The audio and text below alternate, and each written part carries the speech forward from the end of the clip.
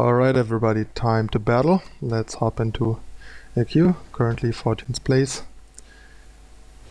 Been not try-harding enough lately, so I dropped out of the top 5 and been bouncing back and forth between top 20 and top 5. Depending on how well it went, also hit a bit of a downswing. Alright, this hand is gonna be a redraw. 3 enough and good power, but 3 Sabotage and Champion is not a plan. So, alright, this is much better. The question here is, do I want to Sabotage on turn 1? I think I actually don't. Also don't want to Seek, because I don't know yet what I need. If I draw Vara's Favor off the top, I want Primal. If I draw, say, a Bloodcaster off the top, I might want Shadow just to make sure that I can play it on turn 3, even if I usually like to use Seek on Primal if I can, and so on. So delaying it gives us more information and lets us make a better decision. Alright, so while I kinda would like to take this, I probably have to take this, because that's the card that ends the game. This card is annoying and good, but this is the card that wins the game. I have a lot of stuff. So many targets, so yeah. This time I didn't forget to check if there's an arrow. I think it's a bit annoying that there's only the small arrow. I think there should be a bigger, clearer indicator that there's more cards. This is so easy to miss, especially to newer players. Oh yeah, I think we can fairly safely take Primal here, because we have a double Primal card in hand, and the deck has more shadow source, much more shadow sources than Primal overall. Alright, so let's see how this develops. Of course, we get immediately punished by drawing a 3-drop that we can't play now because we didn't have. We took Primal, but yeah, I mean. But now you know why delaying the decision for as long as possible is worth it, because even if you delay it as long as possible, you might still make the quote-unquote wrong decision. If we would have drawn that last turn instead of the Gale, I would have definitely fetched Shadow. Alright, so I think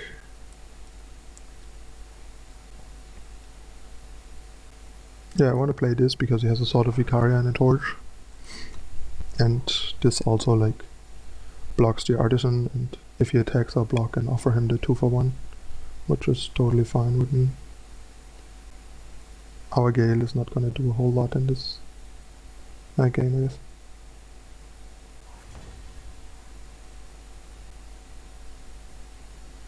Alright, let's attack. See if he blocks and torches, which I wouldn't mind.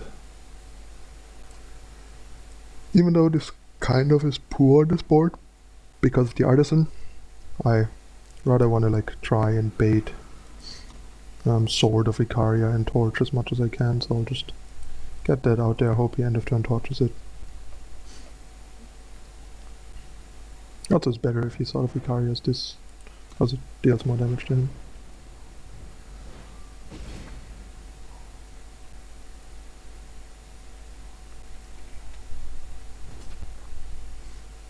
Pressure is on.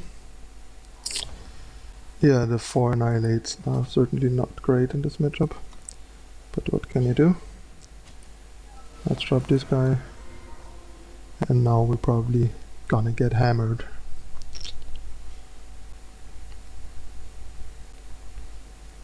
This is also nice, now he basically is kind of forced to hammer this if he wants to hammer, and then this either kills the Artisan or the hammer. Or maybe both if we draw a removal for Artisan.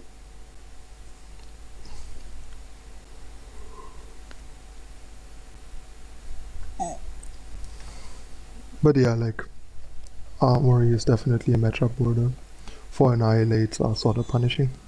It's interesting, I think he should have better used Sword of Vicaria here and kill this, because now we get to do this attack, which is costing him a card either way. I think is not good for him. Like, I don't see why he didn't use Sword of Icaria there. Because if he uses Hammer afterwards in this, he gets to keep the 5/2 Hammer that I might have no way of dealing with, or that also threatens to kill my Champion of Cunning. That was pretty poor play on his part, I think. Alright, so it's like between those two. I think Quarry makes probably the most sense, because that... oh no, he can't play Quarry still. So yeah, I think then it's probably Maul, because it kills the champion once we hit the Primal influence. Could also take Vanquish to protect the champion and drop it next turn no matter what influence we draw. I think that's probably a bit better, because he's gonna hammer our Bloodcaster here. I think taking Vanquish is probably slightly better, especially because he's like 2 power away from hammer. Now only 1. Yeah, from Maul, I mean. And yeah, now he can play Quarry, but oh well. It's definitely still reasonable to just consider taking Quarry, even though he might not have the influence yet. And yeah, that's great. Drawing 3 out of 4 Annihilate against Aubrey. Just perfect.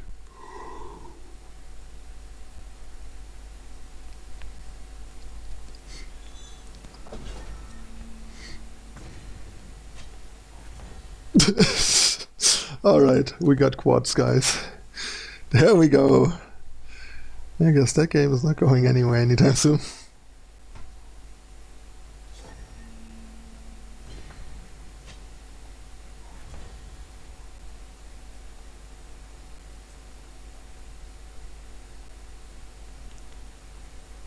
Alright, we at least found a unit. Unfortunately one that trades with the weapon he already has in play. Would have been much nicer to just draw a power and drop our champion, hoping he doesn't have the 6 power to use his maul, and even if he does, he at least like loses his sword for free. But yeah, this way we're just so screwed. Yeah, that's perfect. We finally draw power and it's depleted.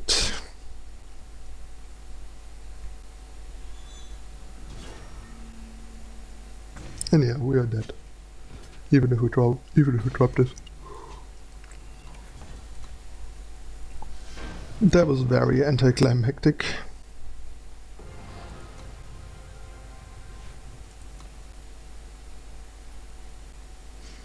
At least we gained 2 ranks by losing. That's fair. I'll take that. Alright, got a next opponent.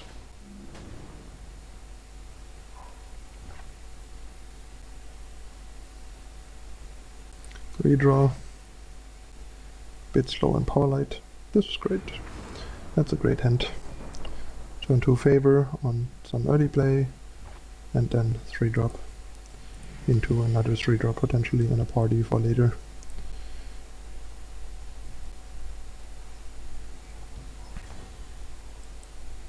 Okay, not gonna Vara's favor here. Card is just too valuable usually, I think, to waste it if you don't have to. If you don't like try to get value out of your Vara's favor, you lose a lot of overall value of having them in your deck. And there's almost always something that you can gain value from in almost every matchup.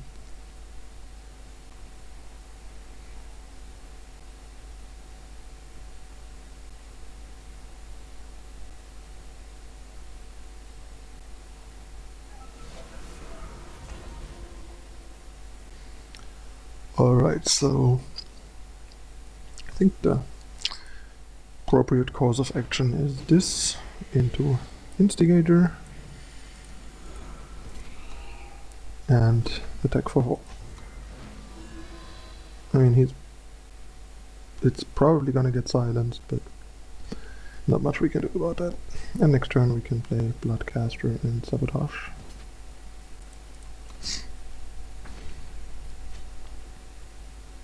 Or maybe even champion if we draw power. Okay, I guess in this case I'm gonna go for favor into Bloodcaster to set up champion of Cunning and party. Arguably I'd probably go for champion plus Sabotage next turn if we draw an undepleted power. And then champion the party the turn after. Because this is more likely big combo right now.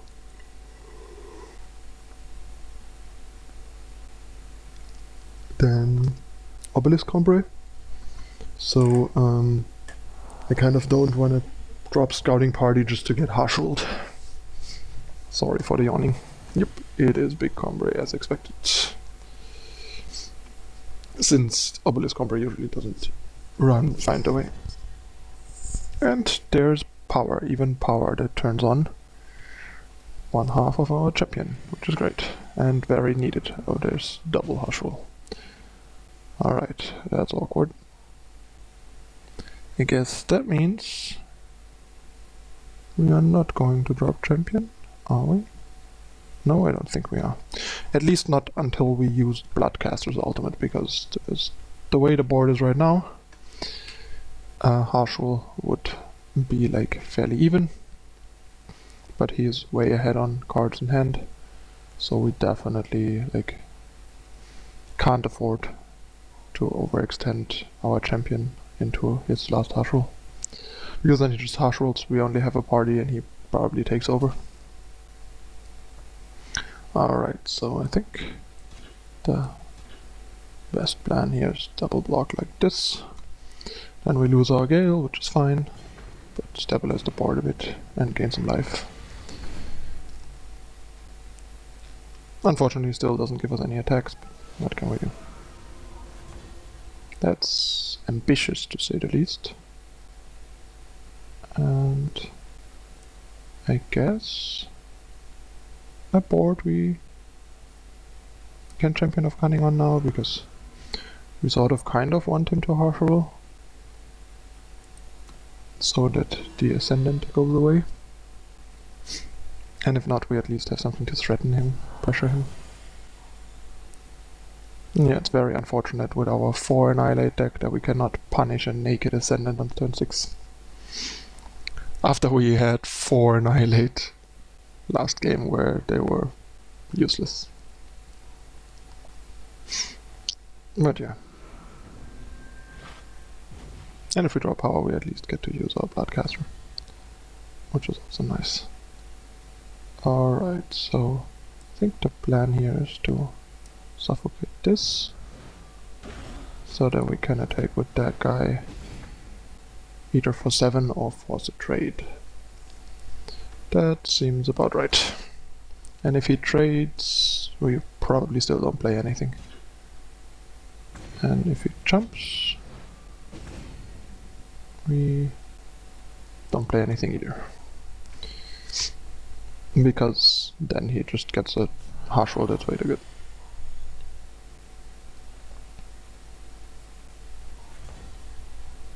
Oh, that's a nice top deck. Because that suddenly is gonna hurt like hell. I mean, now he can like draw a card and harsh roll, it's okay, but he's on 2 and we have a scouting party, so he harsh rolls, we scouting party, and he might just die.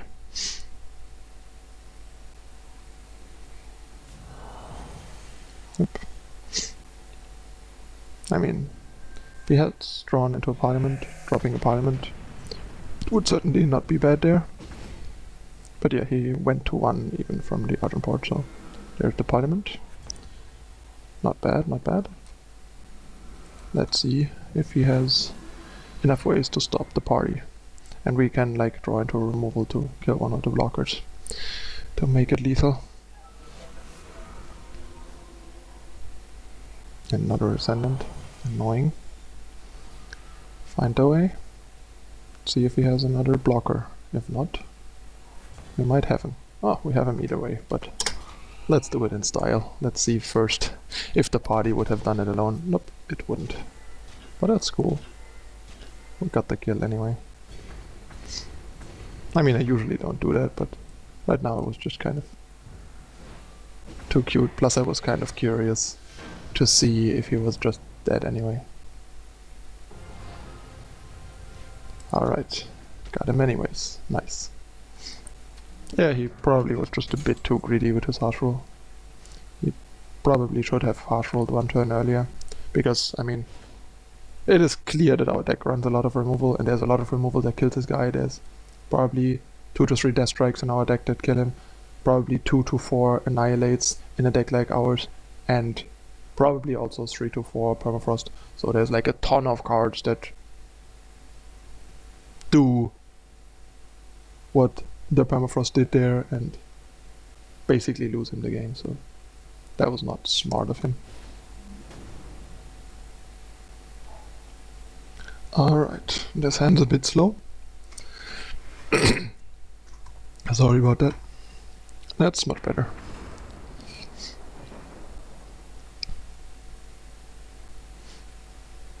Let's see what we're up against this time. And with this hand we can clearly seek turn 1 on Primal. Opponent redraw. I redrew.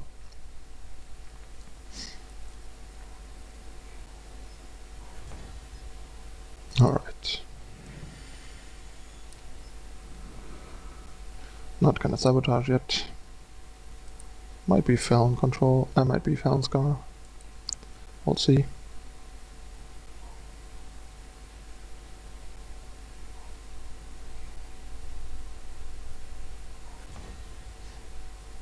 Okay, so banner. Oh no, it's the Carrier Blue. Guess that also makes sense.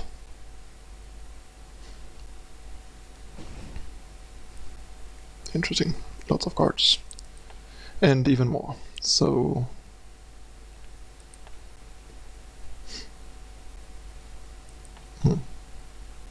like Lightning Storm is annoying. Harsh Roll is annoying too.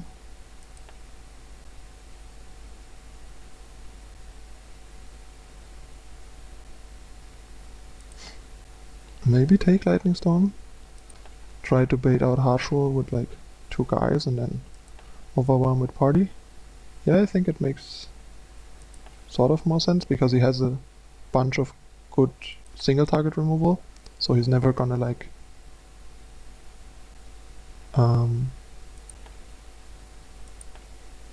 use Lightning Storm in any way.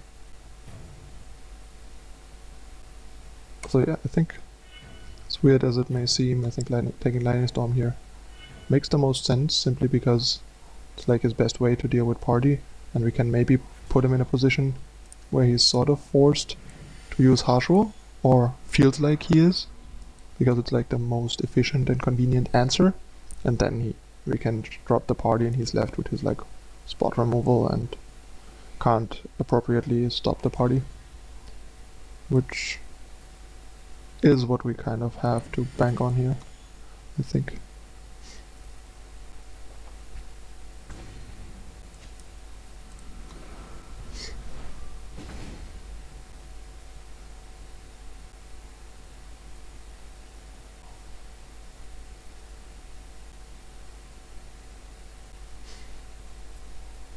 But yeah, his hand is pretty stacked, sort of, but also really power screwed, so that's another reason to take Lightning Storm, because we might even like get into a position where we can just drop Scouting Party and he is too far away from Harsh Roll to even stop it. Which is something that I didn't even like fully think about earlier. And yeah, like even if he drops a power here, he still has to top deck like an undepleted power, so I'm pretty sure we can just drop party next turn and have a really high chance of just getting there. Or in this case, we definitely will get there, and then the game is over. So yeah, taking Lightning Storm paid off. And Torch, that's fine. So now he has a Harsh Roll left, a Rune Hammer, and I think a couple unknowns. Oh, and an Obliterate. And yeah, he is now so dead, like the party draws 4 cards. That just is too much for him to beat, pretty sure. Plus, if we draw an undepleted power, we probably just ultimate our Bloodcaster as well, rather than add something to the board. Unless we draw a Sabotage and just Sabotage away his house rule to end the game. Oh, like this one. That's cool. Hello. Yeah. Nice deck, bro. There you go.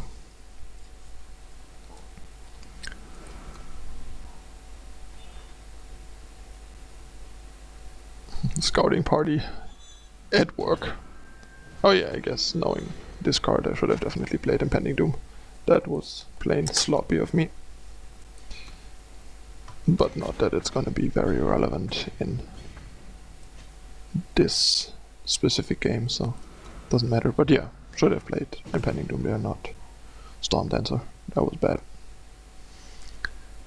I guess when you're this far ahead, you're more likely to be sloppy, which you shouldn't be, but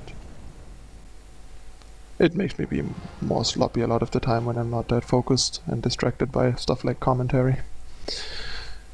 Alright, so that's it for the first half. Went 2-1. Deck did pretty well. I mean, we won one where our opponent had like a bad draw and lost one where we had a bad draw.